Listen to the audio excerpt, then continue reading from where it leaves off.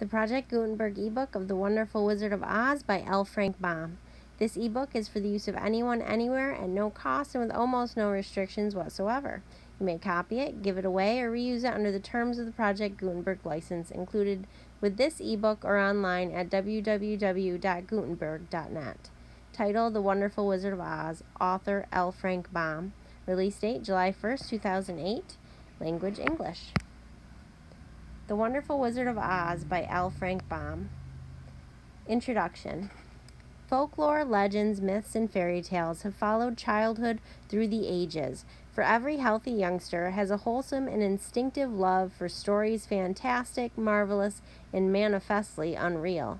The winged fairies of Grimm and Andersen have brought more happiness to childish hearts than all other human creations.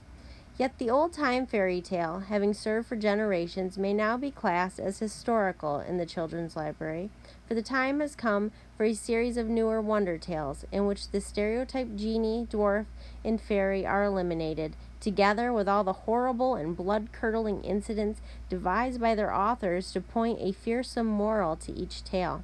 Modern education includes morality, therefore the modern child seeks only entertainment in its wonder tales and gladly dispenses with all disagreeable incident. Having this thought in mind, the story of the Wonderful Wizard of Oz was written solely to please children of today. It aspires to being a modernized fairy tale in which the wonderment and joy are retained and the heartaches and nightmares are left out. L. Frank Baum, Chicago, April 1900.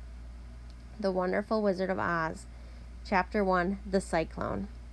Dorothy lived in the midst of the great Kansas prairies with Uncle Henry, who was a farmer, and Aunt Em, who was the farmer's wife. Their house was small, for the lumber to build it had to be carried by wagon many miles. There were 4 walls, a floor, and a roof, which made one room, and this room contained a rusty-looking cook stove, a cupboard for the dishes, a table, 3 or 4 chairs, and the beds. Uncle Henry and Aunt Em had a big bed in one corner, and Dorothy a little bed in another corner. There was no garret at all, and no cellar, except a small hole dug in the ground, called a cyclone cellar, where the family could go in case one of those great whirlwinds arose, mighty enough to crush any building in its path. It was reached by a trap door in the middle of the floor, from which a ladder led down into a small, dark hole. When Dorothy stood in the doorway and looked around, she could see nothing but the great gray prairie on every side. Not a tree nor a house broke the broad sweep of flat country that reached to the edge of the sky in all directions. The sun had baked the plowed land into a gray mass with little cracks running through it. Even the grass was not green, for the sun had burned the tops of the long blades until they were the same gray color to be seen everywhere.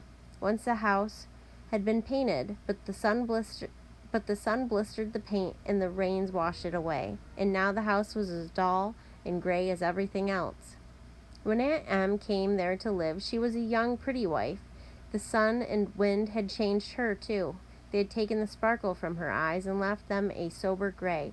They had taken the red from her cheeks and lips, and they were gray also. She was thin and gaunt and never smiled now. When Dorothy, who was an orphan, came to her, Aunt Em had been so startled by the child's laughter that she would scream and press her hand upon her heart whenever Dorothy's merry voice reached her ears, and she still looked at the little girl with wonder that she could find anything to laugh at. Uncle Henry never laughed. He worked hard from morning till night and did not know what joy was. He was gray also, from his long beard to his rough boots, and he looked stern and solemn and rarely spoke. It was Toto that made Dorothy laugh and saved her from growing as gray as her other surroundings. Toto was not gray. He was a little black dog, with long silky hair and small black eyes that twinkled merrily on either side of his funny wee nose. Toto played all day long, and Dorothy played with him and loved him dearly. Today, however, they were not playing. Uncle Henry sat upon the doorstep and looked anxiously at the sky, which was even grayer than usual. Dorothy stood in the door with Toto in her arms and looked at the sky too. Aunt Em was washing the dishes. From the far north they had heard a low wail of the wind, and Uncle Henry and Dorothy could see where the long grass bowed in waves before the coming storm. There now came a sharp whistling in the air from the south, and as they turned their eyes that way, they saw ripples in the grass coming from that direction also. Suddenly, Uncle Henry stood up. "There's a cyclone coming, Em," he called to his wife. "I'll go look after the stock." Then he ran toward the sheds where the cows and horses were kept. Aunt Ann dropped her work and came to the door. One glance told her of the danger close at hand. "Quick, Dorothy!" she screamed. "Run for the cellar!" Toto jumped out of Dorothy's arms and hid under the bed, and the girl started to get him. Aunt Em, badly frightened, threw open the trap door in the floor and climbed down the ladder into the small dark hole. Dorothy caught Toto at last and started to follow her aunt. When she was halfway across the room, there came a great shriek from the wind, and the house shook so hard that she lost her footing and sat down suddenly upon the floor. Then a strange thing happened. The house whirled around 2 or 3 times and rose slowly through the air. Dorothy felt as if she were going up in a balloon. The north and south winds met where the house stood and made it the exact center of the cyclone. In the middle of a cyclone, the air is generally still, but the great pressure of the wind on every side of the house raised it up higher and higher until it was at the very top of the cyclone, and there it remained and was carried miles and miles away as easily as you could carry a feather. It was very dark, and the wind howled horribly around her, but Dorothy found she was riding quite easily. After the first few whirls around, and one other time when the house tipped badly, she felt as if she were being rocked gently, like a baby in a cradle. Toto did not like it. He ran about the room, now here, now there, barking loudly, but Dorothy sat quite still on the floor and waited to see what would happen.